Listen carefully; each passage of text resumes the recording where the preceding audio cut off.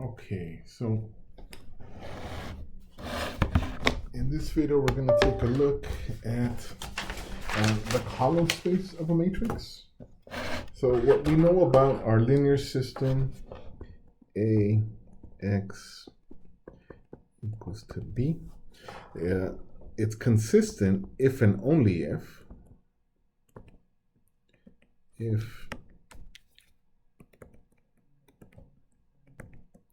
and only if B is a linear combination of the columns of A.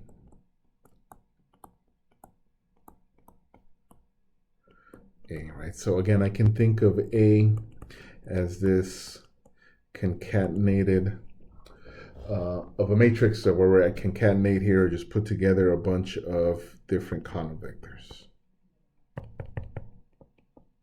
and columns, right?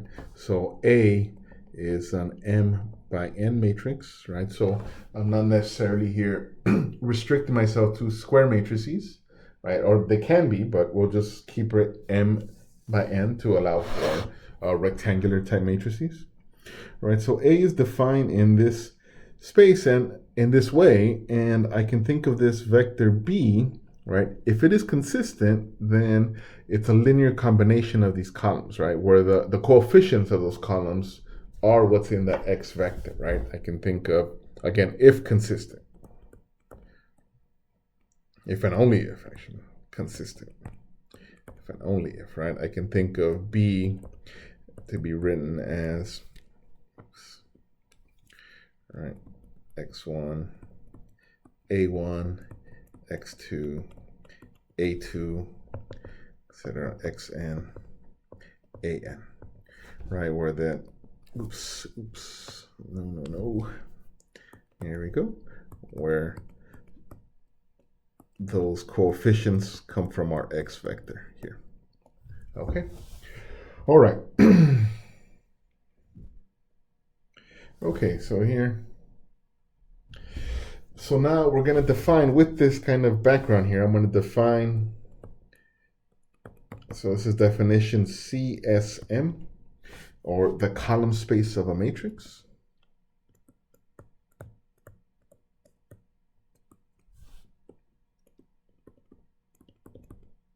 So what that is, the column space of a matrix, A, is the span of the set of those column vectors that make up A. Right, so all of those, the span of those, make up what we call the column space of a matrix. All right. Another way to write this is this AX, such that X is some vector in R to the N. Okay, now again, let's keep in mind here, again, let's keep in mind where this set lives, right? The column space of A. So the matrix A is M by N. The column vector X is N by 1. So the product here, right, these match up, so it's valid. And we get a vector B, and B is M by 1. All right, so the column space of A is a subset of R to the M. Okay, and now here for our, so I'm going to introduce a theorem as a result of this formulation of my column space called CSCS. I won't prove this theorem. This actually is more of a theorem that gives me a procedure to actually determine if a vector is in the column space of a matrix. Right, so A is M by N, and B is an element of R to the M. So B is an element of the column space of A, if and only if, so it's an equivalence relation, right? The linear system of A, B is consistent.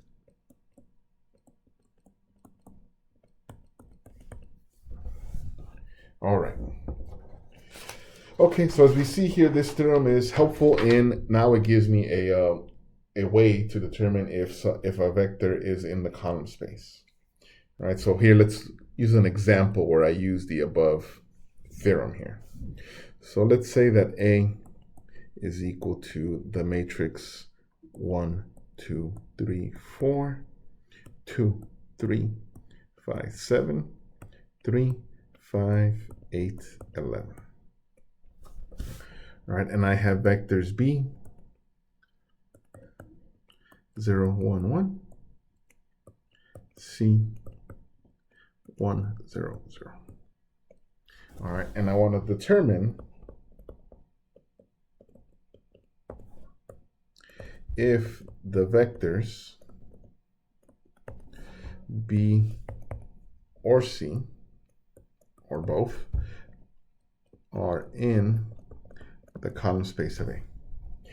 All right, so the above theorem tells me, well, I just need to determine if the linear system of the coefficient matrix A and these vectors B or C, right, gives me a consistent system. That's it, right? I really am just checking. I don't want to find a solution, I'm not asking for it at this point here. All I wanted to know is if the system is consistent or not.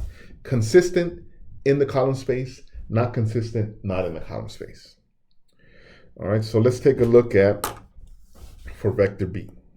All right, so vector B, we do 1, 2, 3, 4, 0, 2, 3, 5, 7, 1, 3, 5, 8, 11, and 1. All right, so we have our augmented matrix. I run this through, we go R, R, E, F. All right, and that gives me the matrix 1, 0, 1, 2, 2, 0, 1, 1, 1, negative 1, and then 4 zeros down here. But again, what I'm looking for is this system consistent. We see here we have, it is in fact consistent, right? There is an infinite number of solutions that we can represent B as an element of the column space. But again, all I'm after is it in the column space or not? So consistent from the above theorem, what that tells me then, that B is indeed an element of the column space of A. All right. So now let's take a look at the vector C. Right, so the vector C, again, same coefficient matrix, 1, 2, 3, 4, 2, 3, 5, 7, 3, 5, 8, 11. Oops. Need to augment it with the vector 1, 0, 0. Okay, so again, reduce row echelon form. And this gives me 1, 0, 1, 2, 2, 0, 1, 1, 1, negative 1, and then 0, 0, 0 here. Okay. Sorry, I just rewrote the top one here. Looking at the wrong place in my notes here. So this turns out to be 1, 1, 1, 2. And here 1. All right, so we have 3 pivots, but for our augmented vectors, unfortunately, what that means here, if the pivot is in our last column here for the augmented matrix, that means that we have an inconsistent system. All right, so inconsistent. So what that means is that C is in fact not an element of the column space of A.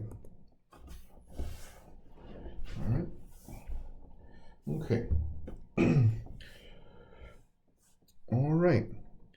So that is how we determine whether a vector is in the column space or not. So the next thing is we're going to take a look at a theorem that tells me how to find a basis or a minimum set that spans the column space of A. So for that, I'm going to turn to my textbook.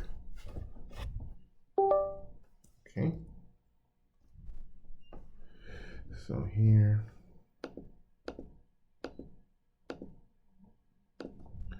All right, so if we look at our textbook here, and I'm looking at theorem BCS.